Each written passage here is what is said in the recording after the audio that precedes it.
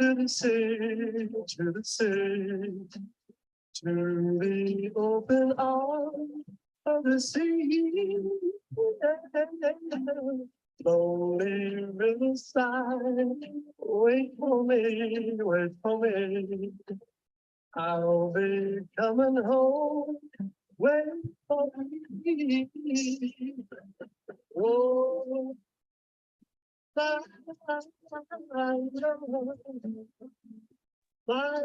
Boy, I think your music is it's a little bit staticky. Is that? Yes, it's not coming out very well. Anyway, very well, but we'll be starting soon, I think. Anyway, we'll start now. Anna, are we ready to start?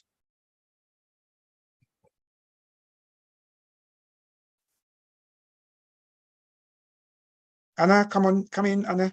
Are we ready to start? Yes, I've launched already. Fantastic. Thank you. Okay, good evening, everyone. My name is CamDocUK. I'm a consultant endocrinologist in Birmingham, and I will be your moderator for the latest of our CamDocUK webinars. I know many of you will be returnees. You know, as you're aware, we've been running a series of webinars over the past few years, and you as a community have always been there to support us, and we hope it's been very useful to you as well. We obviously pick topics which we think, you know, the community should and would like to know about. And on this occasion, we've picked the topic of men's health. Now, I'm sure there'll be many people amongst us who, who will know, both the men themselves and women, who know that men often don't seek medical attention. And our two speakers we have today will be touching on a certain aspect of that. So without further ado, before I say that, I'd just like to let you know, if you have any questions, please put them in the Q&A rather than the chat. And I will look at the Q&A and I'll get the speakers to answer your questions. So without further ado, I would like to present Dr. Nkwayep, who is a GP of over 20 years experience in the NHS. And he currently works for the Ministry of Defence at the Royal Centre for Defence Medicine, based at the Queen Elizabeth Hospital in Birmingham, which is where I work. And in fact, Nkwayep's office is just one floor above mine. So Nkwayep's going to be telling us about men's health from a primary care perspective. And for those of you who aren't in the UK, primary care, the equivalent, I think, is family medicine. So Nkwayep, over to you.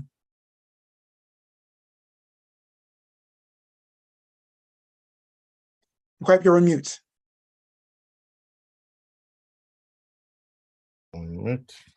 Thank you, Dr. Ayuk. Well, just to start with the statistics, women usually go to see primary care doctors 18 times in 1 year, while men do it only 4 times. GP have a crucial role to play in men's health. However, men always refrain to attend primary care as engaging with hair care professional is perceived by many as incompatible with masculinity, and they fear that it will make them appear vulnerable, dependent, and weak. Also, men are less willing to overcome the many practical barriers they experience when trying to access primary care. And most of you will know what I'm talking about in the UK. This is more entrenched with poor income men who have less flexible working hours and may lose pay if they take time off to attend an appointment. Homelessness and new migrants men are less likely to even register with a GP. We know that men would use primary care services that meet their needs. So it is possible to tackle this problem by improving access to healthcare professionals. Today, as it stands, the primary care services presently are not yet providing men with sufficiently effective prevention, and screening services. This lack of access, in turn, is contributing to unnecessary poor health outcome that we see. We know that men die on average 5 years earlier than women. They are more prone to accident, cancer, and heart disease, which are the biggest cause of death. Men account for more than 96% of the workplace fatality, while making less than 56% of the workforce. Young men, for example, make up to 80% of spinal cord injury, and men are also 4 times more likely to commit suicide than women. Many young people don't understand what mental health is and shy away from talking about any issue they may have. Since 2013, suicide rates have also risen among younger male aged 10 to 14 and across all ages. Obesity is rampant in the society, and childhood obesity is a serious medical condition that affects children and adolescents. This profoundly affects children's physical health, social and emotional well-being, and self-esteem. Anna, next. Anna, next, thank you. Primary care access for men usually goes to the bottom of their priority list. And this is quite important because men don't tend to go to see the doctors. Men tend to put off scheduling annual appointment with their healthcare provider. For health professionals, it's a challenge to undertake health promotion, targeted advice, and investigation on men. So we must try to bring them earlier to be able to undertake opportunistic advice. Next. Tanner-Hill model of health promotion, which is the one with the circles on my right, now have 3 legs. One is legislation actually is important for health promotion, and legislation are needed. Why? Because they protect individuals, groups, and population from hazard in work or in the community. Health and safety regulation, for example, to protect workers from injury and diseases, and the European Working Time Directive, and also laws like to put on the seatbelt when driving. All these are type of legislative health promotion. Education for health.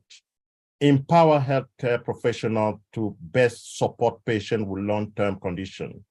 It is an important element to achieve good health outcome and manage ill health. Now, the third leg of this is prevention of ill health. General practitioners, which are GP like myself, and their practice teams have a crucial role in promoting health and preventing disease. Primary prevention is intervening before health effects occur, such as childhood obesity.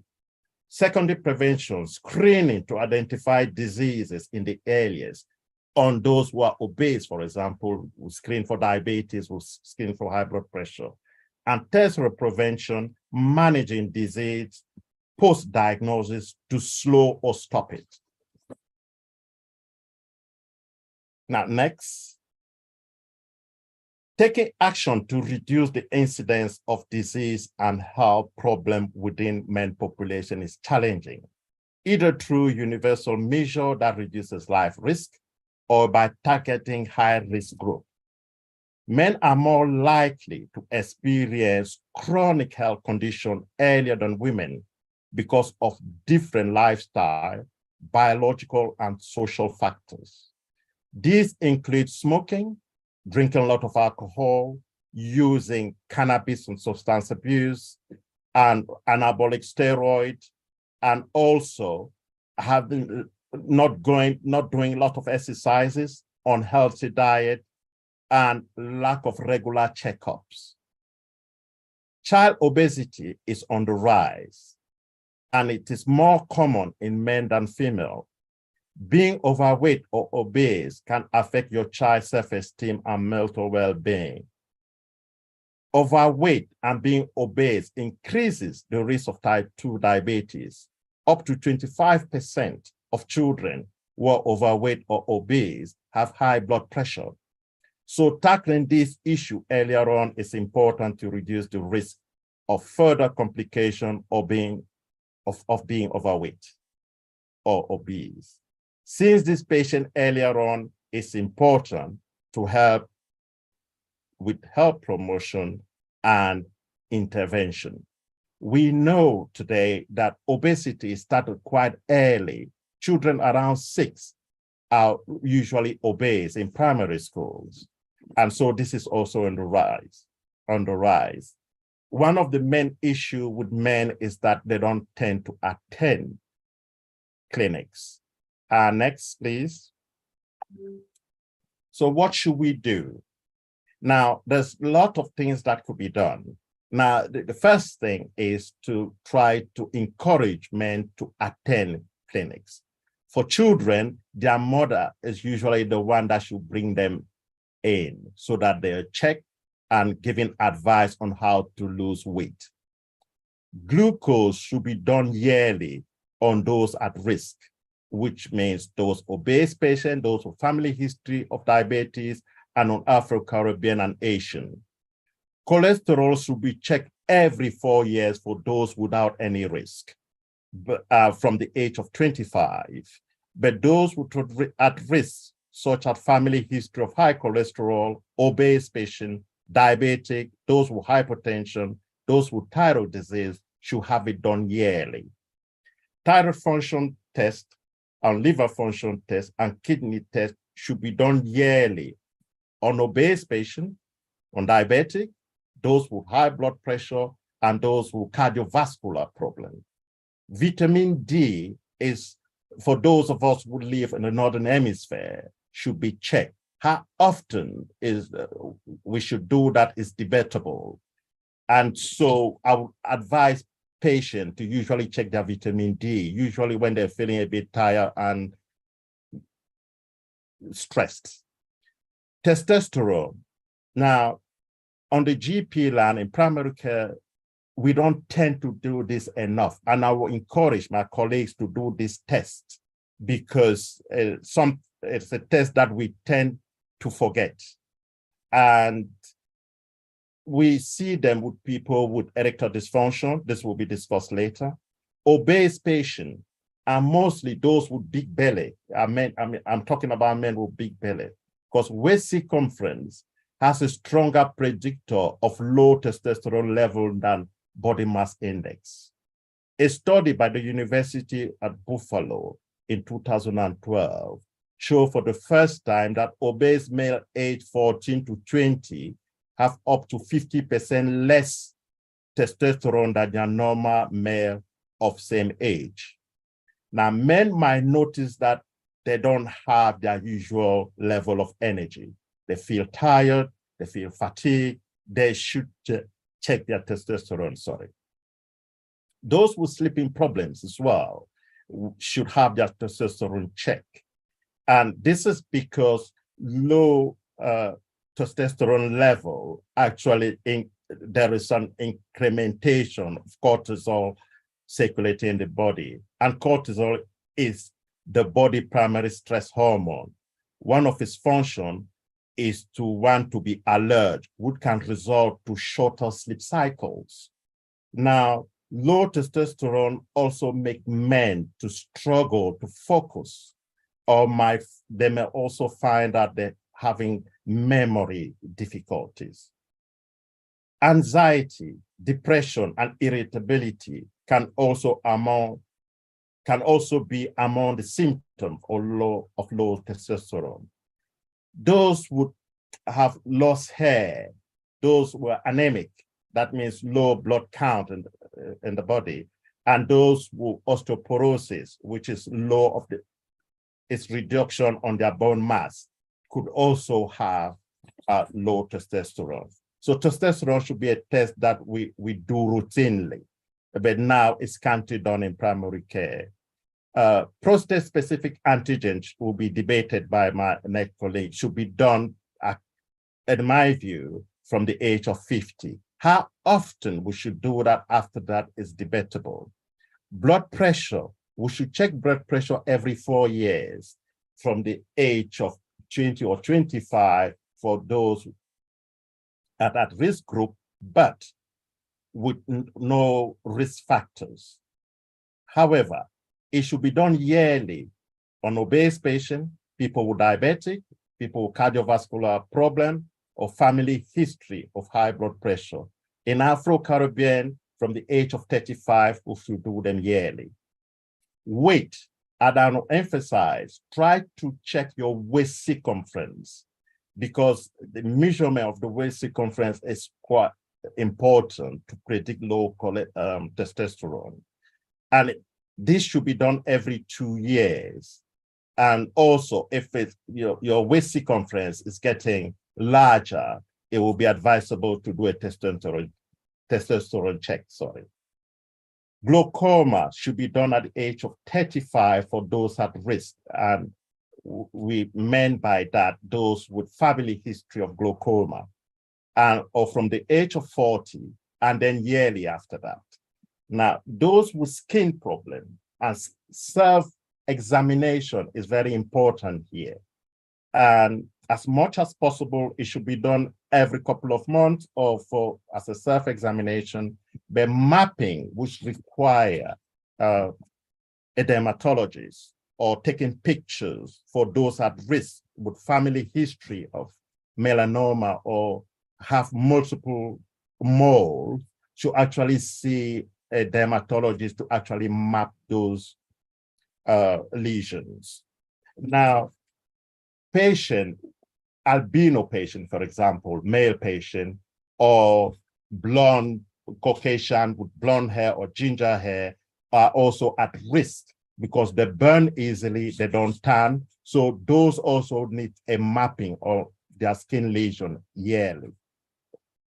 In the UK, for men, we tend to do a 40-year check, whereby we do blood pressure, urine district, blood test, weight, but we don't tend to do as much as possible well-being, though I think we managed to do them more, but what is lacking is erectile dysfunction discussion. Well-being check, when should we start?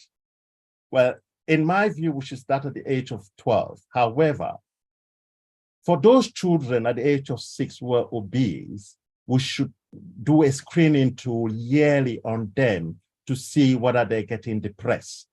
And that is quite important because overweight and obesity affects your child's self-esteem and mental well-being. Suicide rate among young people aged 15 and 19 in England rose by 35% from 2020 to 2021. The rate of young people ending their own life has increased across the UK. Suicide is one of the leading causes of death in children and young people. The records, according to the figures from the Office of National Statistics, showed 98 children under 15 killed themselves in the UK from 2005 to 2014. 59 of them were boys and 36 were females. Now, the fecal immunochemical test, which is looking for blood in the stool, should start from the age of 50. In the UK, it starts from the age of 60. In Scotland, it starts from the age of 50. In Northern Ireland, it starts from the age of 55. So as you could see, in different places, they start differently, and that is cost-driven. But it is my view that doing it at the age from 50, as they do in America and in Scotland, is the best way forward. I would also advise male, there is something called the Curis cancer, which people could Google it, and then they should go into it. It's a calculator. And if they have 3%, then they should go and see their GP to have a fit test. Now, how often should we do this FIT test, this fecal immunochemical test? It's every 2 years, according to our screening tool in the UK. Now, next.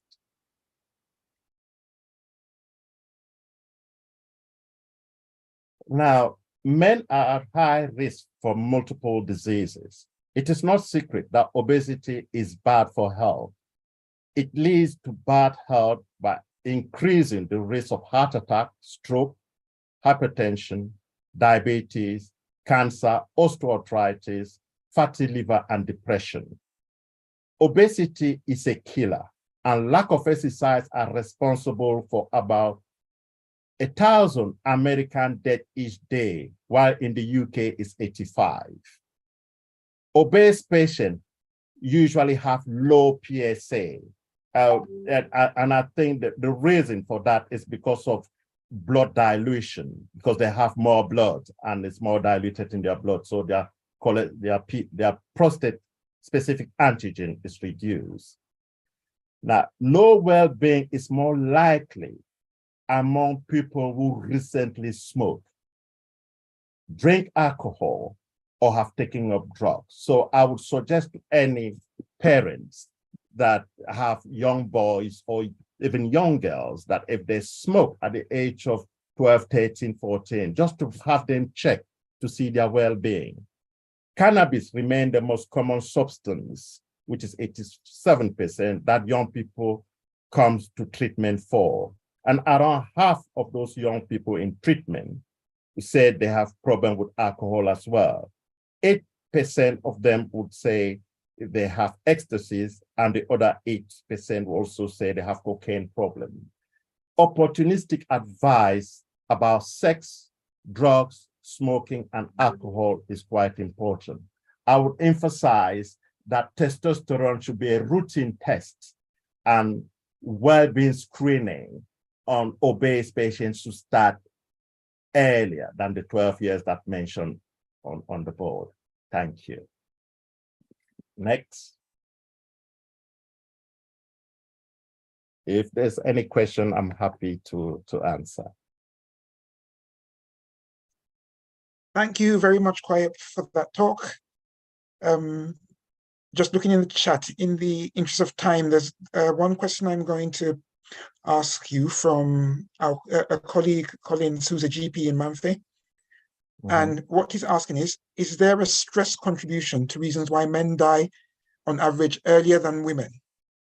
And so that he says potentially stress from work, family, marriage. Are there any studies on this? Can I make a plea to you, Nkwaya? Just a 1-minute answer, because we do have to move on. If you see, it could be because men are prone to earlier stress than women, job hunting and so on. So it could be, but I don't know any studies, but I can't talk about any studies off my head. But it could be that stress also account for it. But I think we know for a fact that men don't usually see the doctor early like women do. So that's a particular risk, I believe. So okay, access to healthcare. Thank you, Kwayep. I'm sure there'll be more questions, but I'm sure we can sort of address those at the end during the general discussion. So I'll now like to introduce our next speaker, and it's Professor Frank Chinegundo, MBE, who is a senior consultant urological surgeon at Barts NHS Trust in London, and also an honorary visiting professor to the School of Health Sciences at the City University of London. He has a particular interest in prostate cancer and how it affects Black men in particular. And he was actually the first to publish a paper in the UK demonstrating that Black men have a 2 to 3 times higher risk of prostate cancer than the general population. He has led the movement to raise awareness about prostate cancer in Black men in the UK, and was the clinical lead of the Public Health England Be Clear on Cancer, Prostate Cancer in Black Men campaign in 2014. He has made several TV appearances, including on the BBC and also in collaboration with Ricky Gervais, who I'm sure everyone remembers from The Office. He holds a multitude of roles, including chairmanship of the patient charity Cancer Black Care and the Prostate Cancer Advisory Group, as well as government advisor on cancer. In 2013, he was honored by the Queen of England by the award of the MBE for services to the National Health Service and urology in particular. He was the vice president of the for Europe of the African Organization of Research and Training in Cancer, and has presented various papers in various African countries. In addition to all of this, and I'm sure like me, you will wonder, where did this man find the time? He has a master's degree in medical law, which he employs to good effect as a respected medical legal expert in both criminal and civil cases, and also in regulatory practice. He has a website which contains a wealth of information, which is very much targeted at the public, and we will be putting the website address in the chat, so look out for it. And I would encourage everyone to go and have a look. So now, with no further ado, Professor Frank, please. Thank you very much, Johnny, for that generous introduction, and thank you to CamDocUK for inviting me to talk about men's health. I must confess to a vested interest for obvious reasons. So the title I was given was Men's Health, all you need to know. But I've kind of changed it to much of what you need to know. You know, half an hour isn't anywhere near long enough for, you know, to impart everything that, you know, that one would need to understand about men's health.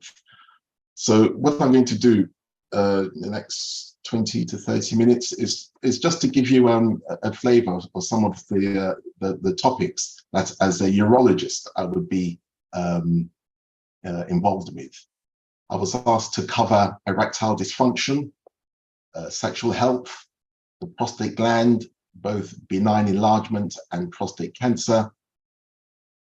I was asked also to talk about perhaps this entity of the male menopause, which I don't actually believe in. Also, I was asked to talk about priapism, which is prolonged erections, and also testicular cancer. So that's kind of essentially what I'm going to be covering. So I work in East London. I work at Barts Health NHS Trust. I've been a consultant there now for 27 years. And apart from medical legal work, I also do private urology. So male sexual disorders, of which there's several on the slide. I'm just going to be addressing the first one on the slide, which is erectile dysfunction.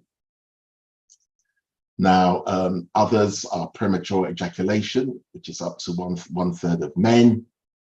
Delayed ejaculation, which is less common, reduced libido, substance abuse leading to erectile dysfunction, excess use of pornography, again leading to sexual difficulties.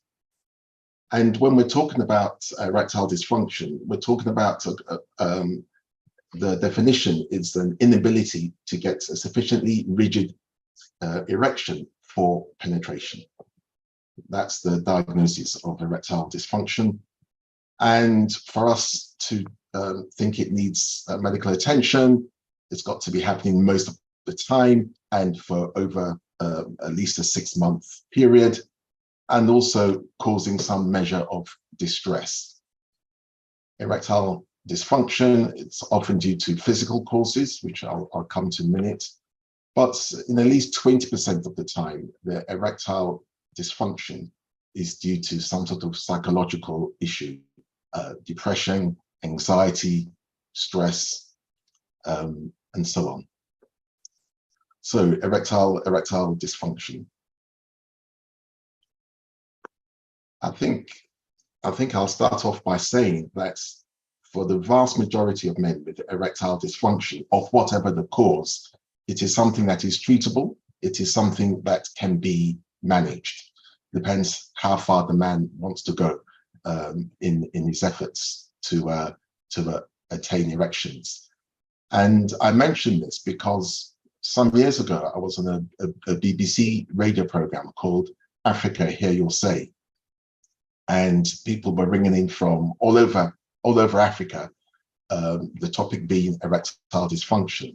And I remember being shocked that a couple of women from the continent basically said that if their partner couldn't get an erection, he would be written off. They would have no interest in him, and he may as well go into whatever he wished to do.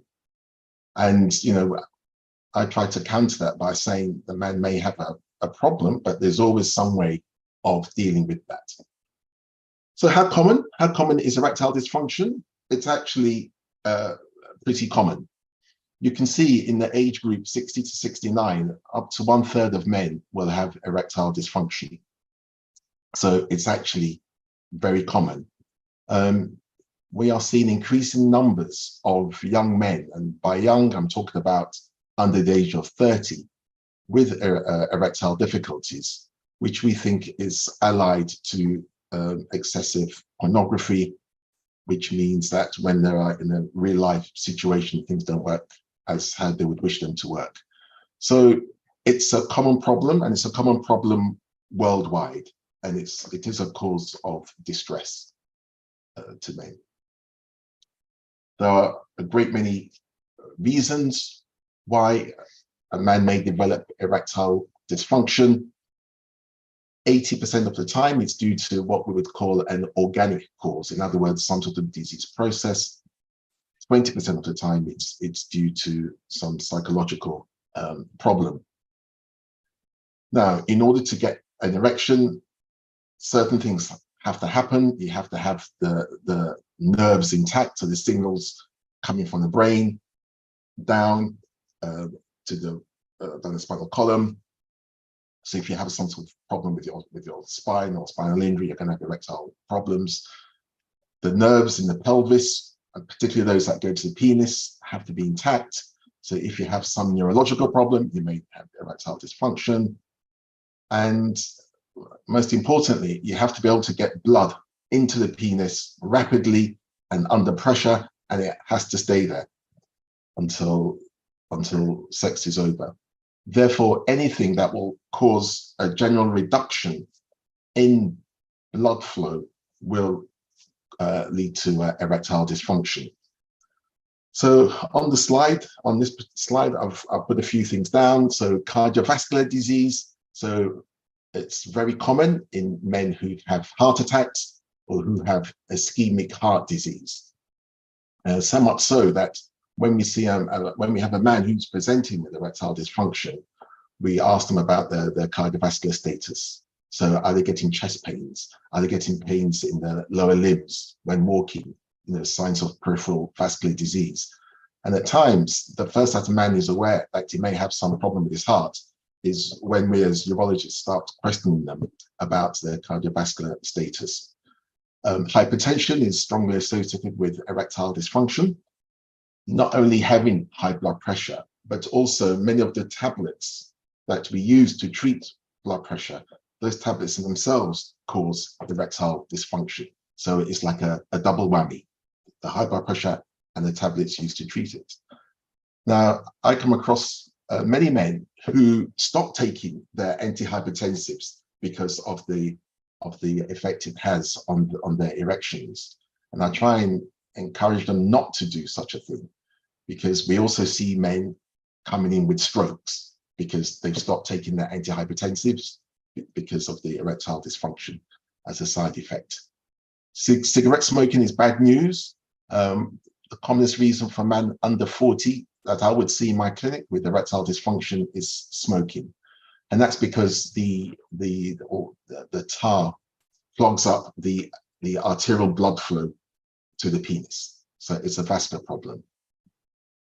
Erectile dysfunction is very common in diabetic men.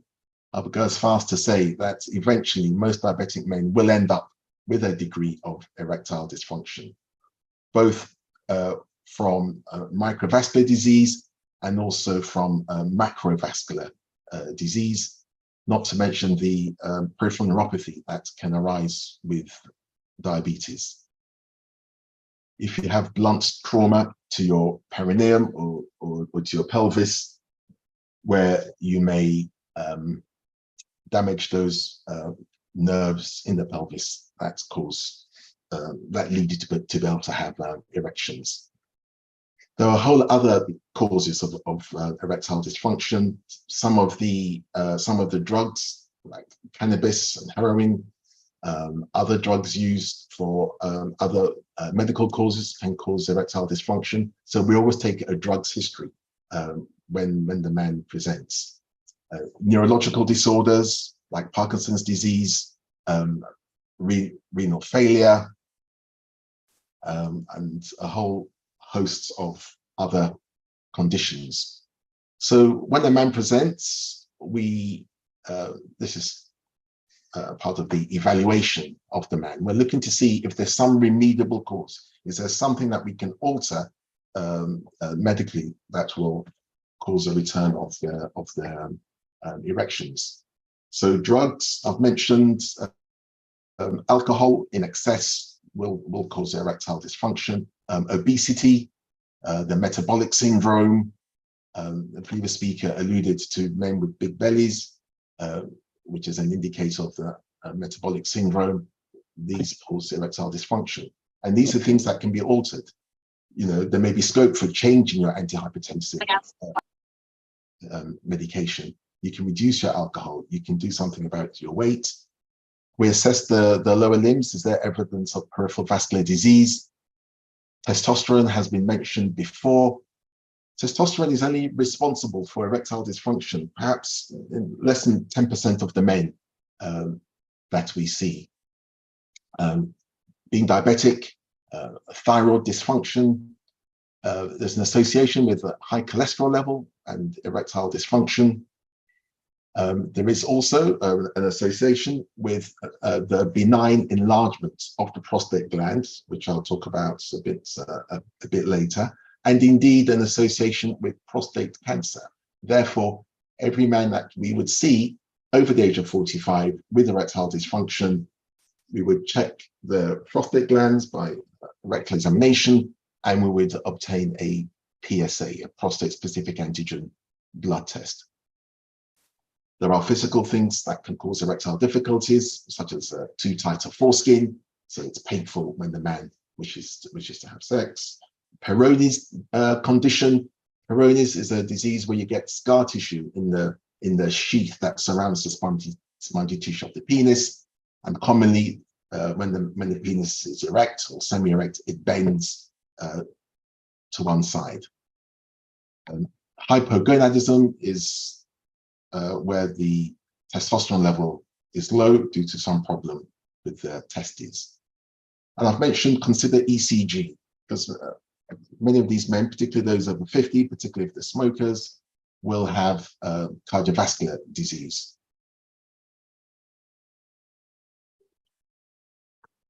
So what are the treatment options? Well, you can try modifying what can be modified. So reduce your alcohol intake, maybe alter the drugs that you're taking.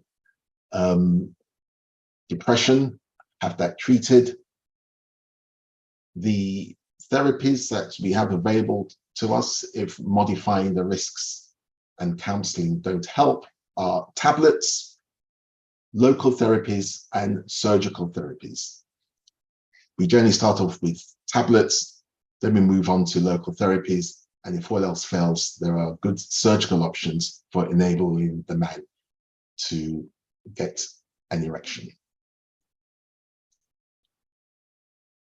So we start off with tablets. You'll all be familiar with Viagra, which has been around now for over 25 years. It works very well, not for every man, probably works for about 6 out of 10 men with erectile dysfunction. Apart from Viagra, we've got Tadalafil, which is Cialis, and we've also got Levitra, and there's another one called Avanafil. All of these work to increase the flow of blood into the penis. Now, one of the things that we find is that a man may try the tablet once or twice, doesn't work, and he gives up. So one of the important messages I wish to get across is that it may take several attempts, even up to 8 attempts with any of these tablets before it starts working and working reliably. So don't give up after just 1 or 2 attempts. There's different dosages, so it's a question of finding the right dose to do the trick. If Viagra doesn't work, then try tadalafil. If Levitra doesn't work, then try Avanafil. In other words, some men will respond better to one of these tablets than to another. But if the tablets don't work, then are there other things that we can do to enable the man to get an erection? And the answer to that is yes. So we can use what we call MUSE, M-U-S-E. This is a prostaglandin in the form of a pellet, prostaglandin E1, which, as you can see on the slide, you can insert this pellet down the urethra, remove the delivery device, you rub the penis, and the prostaglandin dissolves and can cause and can give a decent erection. If you don't fancy that, MUSE, that little pellet, then there's other topical ways of trying to get an erection. There's a cream called Eroxon, which you can buy over the counter, which you rub on the head of the penis, and that can give you an erection. There's also a cream rather than a pellet. There's a cream that called Vitaros that you can put down the urethra, and again you rub the penis, and again that can give you an erection. If those don't work, then we can move on to a vacuum pump. This is a very effective way of achieving an erection, irrespective of what the cause of the problem is. It's essentially, as you can see, a plastic cylinder. You place up the penis, you pump the air out of it, and that draws blood into the penis. You then remove the plastic cylinder. You slip a ring down to the base of the penis to keep the blood in. After you've finished with intercourse, you remove the rubber ring at the base of the penis, and the penis deflates. The advantage of this is that it can be incorporated into foreplay. It's cheap in the long run because such a device costs about £200, and you can use it over and over and over again. And for those men who don't want to take any pharmaceutical or put anything onto the penis, this is a very good alternative. If the vacuum pump doesn't work, the tablets don't work, the creams applied to the penis don't work, then we move on to intracavernosal injection therapy. This is where we use a prostaglandin, which we can inject into the penis, and there's different substances that one can inject into the penis which give very good erections. We teach the man how to do this. The GP or the family physician will prescribe it, and then whenever the man is desirous of getting an erection, he will self-inject into the penis. Works very well.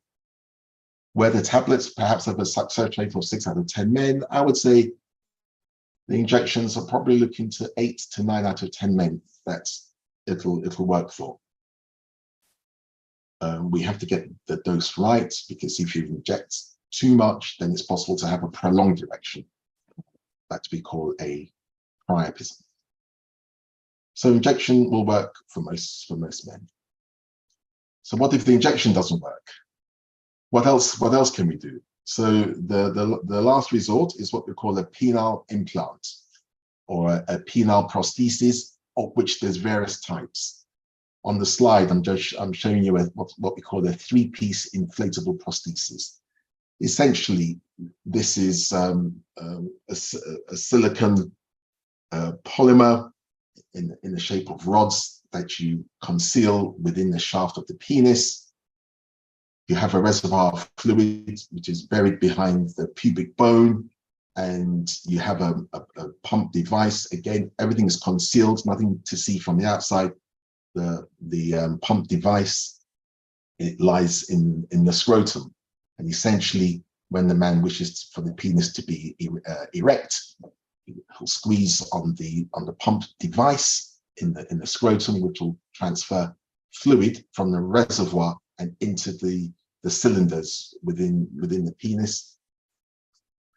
After intercourse, which goes on as long as a man likes, because it's a mechanical device. After intercourse, there's a deflate mechanism. So to reiterate, it is always possible for a man to resume a sex life. Depends on how far he wants to go, how far he and his partner wish to go. Conclusion: erectile dysfunction, it's manageable in primary care in the main, because for 6 out of 10 men, one of the tablets will work. You have to educate the patient to take a tablet 1 hour beforehand. Sexual stimulation is required for the tablets to work. Some men do have a testosterone deficiency, but that's less than 10%.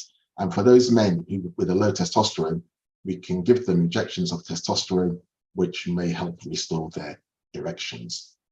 So it's only those who are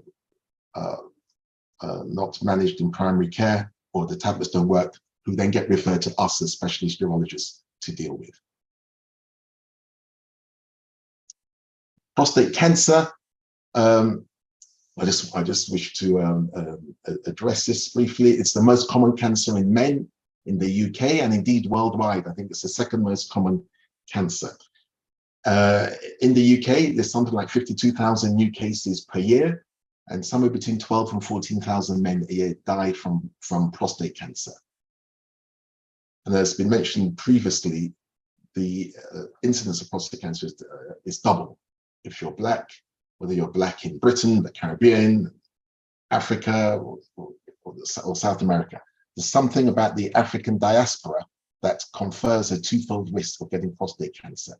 Why that's the case, we still don't know. That's the subject of much research going on in America, here, and in West Africa. There's been a big rise in the prostate cancer diagnoses, mostly because of the advent of the blood test, the PSA blood test, which can be an early indicator that the man may have prostate cancer. Because our treatments are so good, not as many men would die from prostate cancer as you might expect, given the high numbers developing prostate cancer. That's not the same in West Africa, I'm afraid to say. Unfortunately, in West Africa, something like 80 to 90% of men, when they present with prostate cancer, it's already locally advanced or it has metastasized. In the UK, it's probably about 10 to 12% of men present with advanced disease. The risk factors that determine the risk of getting prostate cancer: age, ethnicity, essentially being of African descent gives you an increased risk, as I've mentioned, and family history. Family history is important. If you have a first-degree relative with prostate cancer, then your risk is doubled. So therefore, if as a father you develop prostate cancer, your sons will be at twice as high a risk as, say, their friends whose dad doesn't have prostate cancer. And I mention this because there has been kind of a reluctance, in the past, to share one's family history. In the past, it wasn't unusual for me to find out that the man's got prostate cancer and is not told the sons. Therefore, the sons have not been able to get screened at an appropriate age. So please share your family history to give your offspring the best chance of finding it early if they are going to develop it. The other thing to mention about heredity, which is not so well known, is that if there's a family history of breast cancer or ovarian cancer, so on the female side, the males have an increased risk of developing prostate cancer. So if your mum or your sister or an auntie has got breast or ovarian cancer, then you are at increased risk of prostate cancer.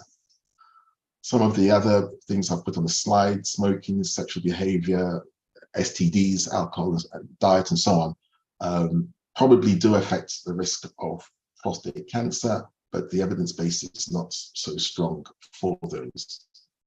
Nowadays, particularly in the West, most patients are diagnosed while asymptomatic. And this is absolutely crucial. I come across too many men who have gone to their GP, correctly so, and in the right age group, asking to have a PSA. The GP says, well, do you have any urinary symptoms, any sexual symptoms? The man says no, and the GP says, you don't need to worry about prostate cancer. That is utterly and completely wrong, and actually nowadays is medically legally indefensible. You do not have to have any symptoms whatsoever to have prostate cancer. Indeed, often by the time you have symptoms, it may already be advanced. My advice is, from the age of 40, if you are a Black man from the age of 40, you should be getting a PSA done probably once a year. But if your PSA is really, really low, then you can probably stretch it to 2 years. So rather than the age of 50, I would say, particularly Black men, from the age of 40, you should be getting your PSA done on a regular basis, irrespective of whether you've got any urinary symptoms or sexual symptoms. Okay, that is so important, because the cure rate for prostate cancer when caught early is like 98%. If it's already spread, then that cannot be cured, although we can use various fancy drugs to control the disease for a period of time. But you cannot cure prostate cancer if it's metastasized, if it's spread to the bones or the lymph glands. And those 14,000 men who die every year from prostate cancer, most of those were because the prostate cancer was picked up too late for radical curative treatment. If there are symptoms in terms of prostate cancer, they're the same as the ordinary enlargement of the prostate, what we call lower urinary tract symptoms: slow flow, going frequently, getting up at night. So for men over the age of 45, which is when these symptoms start becoming common, most of these symptoms, urinary symptoms, would be due to an enlarged non-cancerous prostate gland. Something like 3/4 of men over the age of 50 or 60 will have prostate enlargement, which causes urinary symptoms. However, some of those men, those symptoms will be due to prostate cancer. Therefore, if you have symptoms, then definitely you should go along to your primary care physician or your GP and get a prostate-specific antigen blood test. Erectile dysfunction, blood in the semen, that can be a sign of prostate cancer. If the cancer has spread already into the bones, then the man may present with a fracture or spinal cord compression and paralysis. And, we see this. We see men who present unable to walk, severe lower back pain. It turns out that they've got prostate cancer that's impinging on the spinal cord. The investigations, rectal examination. A rectal examination, we're kind of moving away from this somewhat. The reason for doing a rectal examination, that is putting a gloved finger into the rectum, is because at times you can tell by the firmness of the prostate whether it's likely to be cancerous or not. However, it's not as indicative as the serum PSA. This is the blood test. The blood test isn't perfect by any means, but it's the best early diagnosis tool that we have available. If your PSA is raised and you're referred to a urologist, then the next step is an MRI scan of the prostate gland. And if the MRI shows abnormal looking areas within the prostate, then at least here in the UK, the man will go on to have a transperineal biopsy of the prostate. In other words, you put a needle into the prostate gland through the area we call the perineum, which is just behind the testicles, take samples of the prostate to be analyzed in the lab. Most of Africa are doing transrectal biopsies, where the needle goes into the rectum rather than in the perineum. But the perineal biopsy is much safer in terms of infection risk. This is how we do a transperineal biopsy. The man is on his back, his legs are up in the air. There's an ultrasound probe through the rectum, visualizing the prostate gland seen on the monitor. Then there's a needle that goes through the perineum. into the prostate, and you can put the needle in the different areas to take different samples. This is now done under local anesthesia. So you inject the perineum to make it numb before passing the needle through and taking samples. If the result comes back as you have prostate cancer, there's different grades of prostate cancer, there's different severities of prostate cancer. The cancer will be discussed in a multidisciplinary team meeting. So every cancer, and certainly in the UK, will be discussed at a meeting in which there's urologists, pathologists, radiologists, nurse specialists, and then there's a consensus as to the best way to deal with that particular man's prostate cancer, which is then discussed with the patients subsequently. I haven't got time to go into the details of the treatment options, just to say that localized prostate cancer, so the cancer is just in the prostate, it's not gone anywhere else. The cure rate by whatever treatment is very, very good indeed. Not all cancers necessarily need radical treatment. There's a concept of active surveillance whereby if a man only has a small amount of prostate cancer and the PSA is relatively low, then it is possible just to monitor that man, because a lot of prostate cancers may not actually progress into being anything serious. However, if the cancer cells look more aggressive than one is comfortable with monitoring, then there's radical surgery to remove the prostate gland, there's external radiation, there's brachytherapy, which is where we insert radioactive pellets into the prostate gland. There's also the concept of focal therapy. So rather than treating the whole prostate gland, you can just treat the area with heat or with cold where the cancer is situated, and therefore reducing the side effects that occur if you treat the whole prostate gland. Many of you would have seen on the UK news last night about the developments in external beam radiotherapy. Rather than 20 sessions of radiation, you can get the same good effect with just 5 sessions of radiation. Excuse me. In the next few minutes, I'll just touch on benign prostate hyperplasia, otherwise known as BPH, not to be confused with prostate cancer. Most men, as I said earlier, once they get to the 50s and 60s, will have this thing we call the prostate enlarge. Because the prostate sits underneath the bladder and the water pipe has to pass through it, as the prostate enlarges, it squeezes inwards on the urethra, on the water pipe. Therefore, it becomes more difficult for the urine to be expelled. So the flow slows down. There's a delay before the man can get going. The bladder doesn't empty properly, so the man will have to go very frequently. He'll have to wake up at night, maybe 2 or 3 times.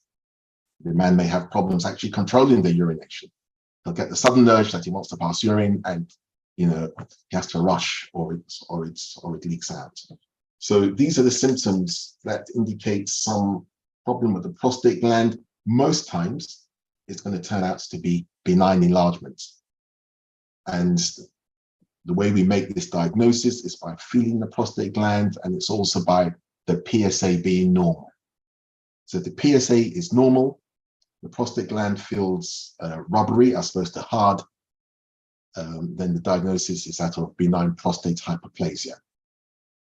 Just to repeat, if the PSA is elevated, then one starts thinking about prostate cancer, and that's where the MRI and the biopsy may come in. So the options for treatments for men with symptoms due to an enlarged prostate gland, we've got tablets, and there's 2 main types. There's what we call an alpha blocker, and there's also what we call a 5-alpha reductase inhibitors. So tamsulosin, most men would go on to a tablet called tamsulosin, which relaxes the prostate gland so the urethra through the middle can expand and the man can pass his urine better.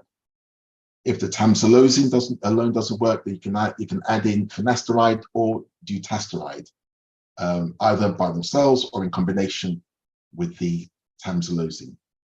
And that works for most men. If it doesn't work, then there are various surgeries that we can do for benign prostate hyperplasia. So this is nothing to do with treating prostate cancer. Surgery for prostate cancer, which is called a radical prostatectomy, is completely different. These surgeries on the slide are for the non-cancerous, that is to say, benign enlarged prostate gland. The gold standard for many years now is transurethral resection of the prostate, otherwise known as a TURP.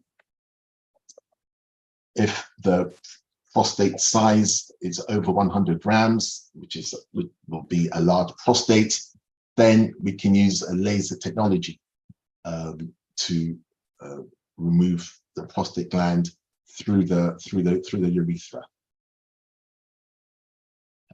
In West Africa, for reasons that are not entirely clear, men's prostates tend to be very much larger than the ones we see here. And in Nigeria, for example, that's what I'm familiar with, many men undergo what we call an open prostatectomy, which is an abdominal operation to remove the prostate gland. Here in the UK, where we have access to laser technologies, we no longer need to do an open removal of prostate for benign enlargement. More recently, we've got the technology of Urolift, which is a way of clipping the sides of the prostate apart, as you can see in the picture there. We've also got a technology called a RESM, which is where we inject steam into the prostate gland, which enables the prostate gland to kind of shrink, and that relieves the man's symptoms. We've also got a new therapy called aquablation, where we use a high-speed water jet, again through the urethra, to remove prostate tissue. And our radiology colleagues can also help us in treating benign prostate hyperplasia by blocking the arteries to the prostate. And if you block the blood flow to the prostate, it shrinks, and that can relieve symptoms. So there's many ways of dealing with the enlarged prostate gland if the tablets fail. Just in the last couple of minutes, I'll just mention scrotal swellings, because this is something that many men may experience. Most scrotal swellings are benign, too much fluid around the testicle, for example, or varicose veins above the testicle. But testicular cancer, particularly in young men, so young men means men under 40. If you, on self-examination, find a hardness to your testicle, then you need to seek urgent medical advice. Priapism, this is where a man or a boy indeed gets a prolonged erection. This can happen in people with sickle cell disease, where you get a crisis within the penis, and you get a clogging up of the blood vessels in the penis, and the erection is prolonged. That's an emergency. The young man will need to go to accident emergency to have the blood removed from the penis. The other cause of priapism, some blood malignancies like leukemias can cause priapism. Another cause of priapism, there's some recreational drugs that can cause prolonged erections, such as cocaine, for example. Another cause of priapism is if you've injected too much of that Cabojet, which is used to treat erectile dysfunction. You get a prolonged erection. The final thing I'll mention, the male menopause. The one-liner on that is that it doesn't exist. I'll take questions as to why I say that. There are some men, less than 10% of older men, who do have a low testosterone, which causes them to feel weak. Their thinking isn't as fast. The muscles are not as strong. They may develop depression. They may develop erectile dysfunction. And when you check their testosterone levels, it's very low, what we call hypogonadism. And sure, if you give them testosterone, then those symptoms will improve. That's a small minority of men. Men do not have the equivalent of a female menopause. Okay. Thank you very much. I think I'll end it there so as to take questions. thank you for your attention. Fantastic. Thank you, Prof, for that presentation. It was really, really wonderful. And I think the interest it engendered is reflected in the number of questions which have come through while you were talking. So what I'll do is I'll try and go through as many of them as possible. So if you could answer as many as Sure. them as quickly as possible, then we'll see how many we can make our way through. Sure. So an early question, and this is from our colleague Collins again, who's a GP in Manfay. He says, when we screen males for prostate disease using PSA values, there are cases with high PSA, but no clinical symptoms, and even on physical exam, mild hypertrophy is seen. Should such patients be treated? And what is the basis of initiating treatment in prostate hypertrophy or cancer? Now, I know your talk has probably answered a lot of those questions, but maybe if you want to just give a succinct summary. Yeah, sure. So once the PSA is raised, that demands a referral to secondary care, demands referral to a urologist. It'll be for the urologist to decide whether to get an MRI, whether to repeat the PSA, and so on. So a high PSA, it is true that a high PSA doesn't mean that you've got prostate cancer, but it means you've got to look into that possibility. And the basis of initiating treatment in benign prostate enlargement is because the man has symptoms, slow flow. Basically, the man is distressed by symptoms. He can't empty his bladder properly. He's going every 5 minutes to pass urine, getting out several times at night. So for benign enlargement, it's the man being symptomatic. That's what you're trying to improve.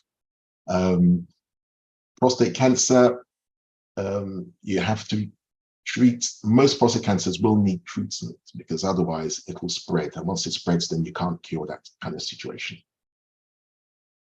Great. Thank you, Prof, for that succinct summary in response to that question. Next question, Quiet, this is for you. So again, I expect another succinct answer. So a colleague says, I do annual checks, but testosterone is not part of the checks on the NHS. How do you include this test for GPs in the NHS? Well, it's true that testosterone is not a test that we do. You just need to look at the risk patient and then do the test on those, and then it will be done. We should do it regularly when we check patients who come with insomnia, tiredness, or have problem with their concentration and so on. We should be able to do testosterone on those males. And I don't think if you ask for testosterone, it would come back to, and they will say no. They will usually do the test. Fantastic. Thank you, Quiet. I hope that helps our colleague, whoever asked that question. And back to you, Prof. There's a question from, in fact, two questions from Zora, which actually complement each other. One is, and I think, Prof, with your work more, outside the NHS in the community, you're very well placed to answer this. Are there any health promotions going on targeted to men? And one of the ways Zora thinks this could be taken forward is promoting through, workplaces, churches, and other non-medical organizations. I mean, I assume you've had some experience with this. Sure. Yeah, I mean, I've done a lot of that in the past. In fact, on the 14th of October, I'm speaking at a church in East London. So there's lots of groups up and down the country, Nottingham, Leeds, Manchester, that I'm certainly aware of, and in London, who are doing this kind of speaking to men in various fora. So it is going on, but it rather depends on where you live. There's no national coordination. But there are local groups that are doing such work. For example, there's the Graham Fulford Foundation, which sends out home PSA testing kits, which are very accurate. There's TACL, which is a National Association of Prostate Cancer Support Groups. They, throughout the country, will run evenings to talk about prostate cancer and encourage men to get themselves tested. Cancer Black Care, which I've been chairing for many years now, goes into the community, particularly around Northwest London, and talks to groups about about cancer, whether it's trying to encourage women to get the breast cancer screening or men to get PSA. We've got Orchid, which is another charity, again, doing lots of outreach work. So it is happening. Okay, that's great. Thank you. I hope that answers Zora's question. And another question, in fact, two questions, which again are very similar. So I'll ask them together. One of them is, and I'm sure you know what I'm talking about, is bitter cola helpful in erectile dysfunction? And, you know, along similar lines, back to Collins again, who's clearly very interested in this topic. I think he says he's a GP, but he's probably a covert urologist. He says, thank you, Professor, for the presentation. I've seen some locally packaged products claiming to help solve erectile dysfunction, many from countries like Nigeria, and I can say Cameroon as well. And some patients claim to have had extreme benefits from using them. What can you say about these sorts of treatments or these sorts of products, which we often hear about from back home in West Africa, but which don't form part of, for example, the list of drugs you gave to treat erectile dysfunction? And should we be carrying out studies to we should look at these products? I'm sure many of these traditional things work. And for example, there's a pharmaceutical, there's a drug called Yohimbe, which was actually from the bark of a particular tree in Africa, whose the name of the tree escapes me. But I'm sure many of these things do work. It's just that what the recommendations are from things that have been scientifically studied in big randomized clinical trials. So, and that such work is lacking in these herbal products or natural products. So I'm sure they work, but we don't have the science behind them, and I think it would be very useful. And the fact of the matter is, most of these drugs that we have, most of these studies are funded by massive pharmaceuticals with huge budgets. It takes about, I think it's about £100 million to get a new drug from development into clinical practice, and it takes about 10 years. And so I can't see that unless a pharmaceutical company picks up on one of these herbal products and they think they're going to make money and they're going to put all that into it. I can't see these herbal products becoming scientifically proven, but I'm sure there is something in it. Thank you, Prof. If I may be so bold to say so, it sounds to me, having listened to you, that you are the man to take that forward. I need the money. Now, if CamDoc was to come together and give me millions of pounds, I'd be very happy. Then you'd gladly do it, I'm sure. Honestly, there's various products I've come across. Even one quite recently, actually. I was in Nigeria 2 weeks ago. The cousin was telling me about something. It's something like Garantula, something like that. Garantula. It was something like that. Gorantula. That's right. That's what it's called. Gorantula. Which is, when I looked it up on the internet, it's also called snot apple. But anyway, my cousin and many of his friends swore by this particular fruit that gives you very good erections. Again, something to look into. Another question. What is what side effects do these drugs have? What complications do they cause downstream? And I think this is referring to the erectile dysfunction drugs, or maybe the BPH drugs as well. Yeah, the erectile dysfunction drugs, bearing in mind, they've been around for quite a long time now. We're not aware of any long-term side effects from them. The side effects are short-term, like facial flushing, maybe muscle ache, some eye disturbance, green blue vision disturbance, indigestion, but nothing long term. And we've been using these drugs now 25 years, so there's no long term effects. The tablets for benign prostate hyperplasia, so tamsulosin, can cause dizziness and causes what we call retrograde ejaculation. So when the man climaxes, nothing comes out. The seminal fluid just flops back into the bladder and comes out when he passes urine. But only a minority of men will get the dizziness and will get that problem with the ejaculation.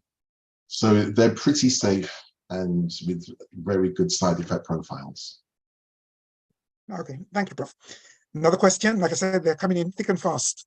So I don't know if you're aware, but on many of our sort of friend and family groups, well, friend groups mostly, there are these WhatsApp videos circulating. And one of them in particular is from a lady in Nigeria who says, having regular sex helps prevent prostate cancer.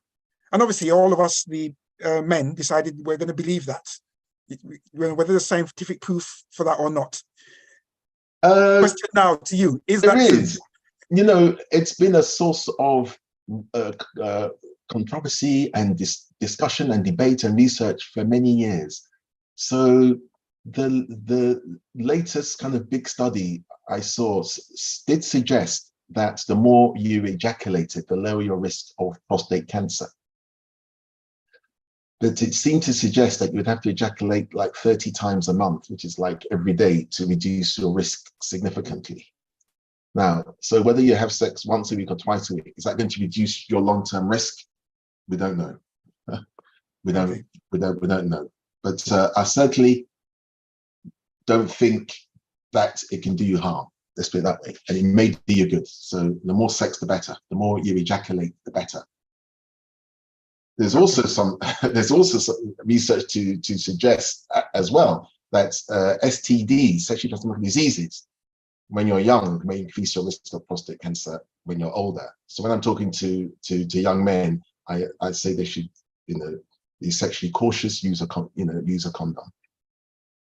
And there's also some research to suggest that the more sexual partners you have, particularly with unprotected intercourse, the more, the higher risk of prostate cancer later on in life. So thank you. Have sex as frequently as you can with the same person. I just want to ask, John, sorry. Yeah.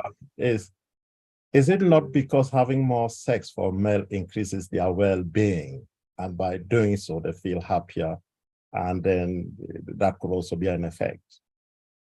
It could be, but we think it's more to do with the ejaculation reducing possible inflammatory elements in the seminal fluid. We think it's more to do with that. It could be well-being as well. Okay. Next question. My son was born. When my son was born, they observed that his testicles. Oop, that question's disappeared. Just a minute. Were pushed back further than normal. Is this common, and is it something to worry about as he grows up? So some boys are born with the testicles not in the scrotum, so in the groin. By the age of 1 year, they should be down in the scrotum, and if not, then that would need surgical intervention. And the reason is the pediatric urologist if the testicles haven't gone down by 1 year. Yeah. And one of the reasons is because if they're in the wrong place at the wrong temperature, long term, there's an increased risk of them becoming cancerous. That's right. And also they don't function as well in terms of testosterone production. Okay, so next question. Now, Prof, I don't know if you're going to be able to answer this one. So much diverse treatment for the men. Are there any treatments for women experiencing low libido? So various drugs have been tried. I'm not sure any have really lasted the distance. And I think that's because the woman's sexual response is very different to the male. It's far more complex than the male. So, there have been studies giving women Viagra to see if that will increase the libido, and that's had mixed results. Some companies have developed other drugs, but it's an under-researched area, and the thinking that it's more a psychological approach rather than a pharmaceutical approach. That will be the way forward. So I think, Linda, you wanted to comment on this question as well, didn't you? No, I was just Didn't you? All right. no, It says Dr. Linda Bello would like to answer this question. no, I've just been sorting out the questions for you. That's why they're Oh, thank you. disappearing. Thank you. So, Frank, one of the things I know a few years ago, one of the things that was very topical was some of the pharmaceutical companies were touting low dose testosterone for women, weren't they, to help with libido? Yes, they were. So that's kind of fallen out of favor. Hmm. So yes, women do have testosterone naturally, the same way as men have estrogen naturally. But the effects of increasing testosterone in women, it was a mixed results. It was mixed results, and it's largely been abandoned. So whether it was anything more than placebo is hard to say. Okay. So I would be careful about tinkering with the hormones in women actually. So another question. I had an enlarged prostate and recently had a small operation, maybe TURP, as the doctor scraped out part of my gland. My question is, will the prostate grow back to being enlarged again? And should I continue to take the, it says TM, I assume tamsulosin tablets for the prostate, even though they increase the size of my breasts? Well, actually, that won't be tamsulosin then, will it? No, tamsulosin doesn't increase the That size. would be one of the 5-1 alpha.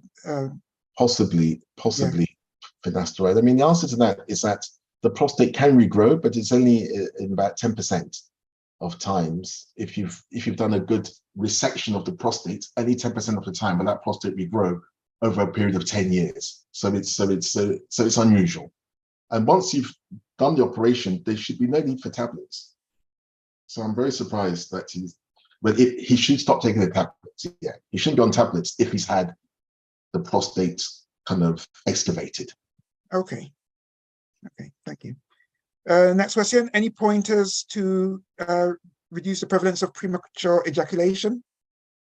No, we don't understand enough of this condition. We don't really understand why some men, in fact, many men have this kind of increased sensitivity of the glans penis. So no, we don't know how to reduce the prevalence. Okay. And last but not least, we're back to our friend Collins again.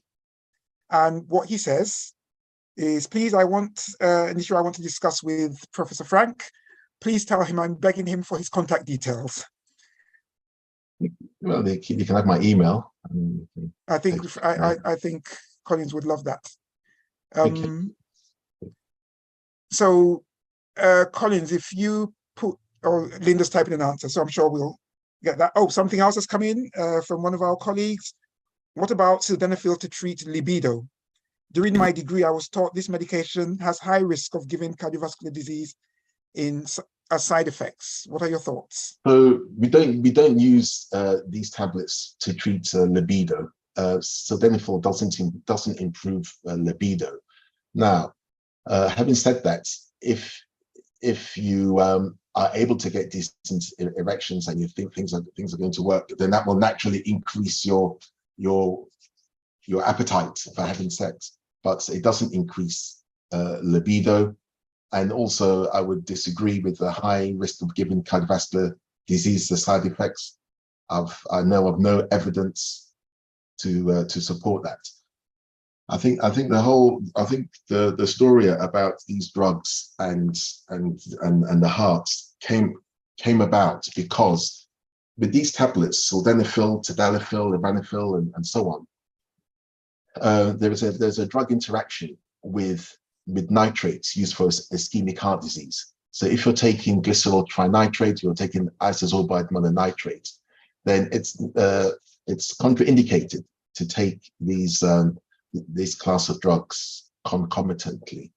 And if you do so, then it can precipitate a fall in blood pressure. And I think that's why men being men, ignoring the medical advice with the cardiovascular disease, and on some of these tablets. So that's where it comes from. But if you're not on one of these tablets, then you don't have then there's no cardiovascular risk to taking sildenafil. Okay. And I think we've come to the end of our questions there. So what can I say?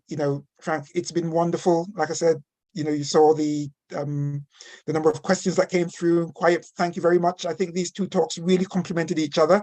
One aspect from primary care and the other from secondary stroke tertiary care.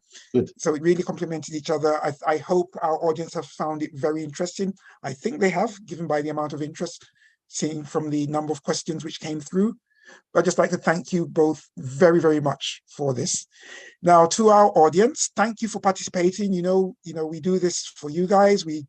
So we're entirely reliant on you attending and participating, but also very much on you telling us what it is you want to hear, what it is we can do better. So please, please, please do go to the survey, answer our survey so that we know what else you would like to hear about.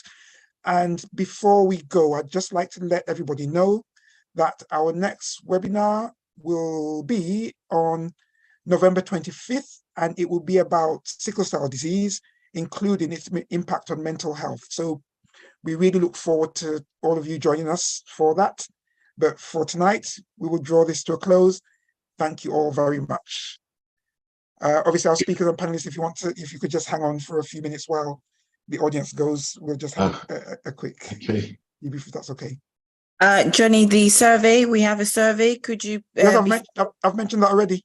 Okay, thank you. Thank you.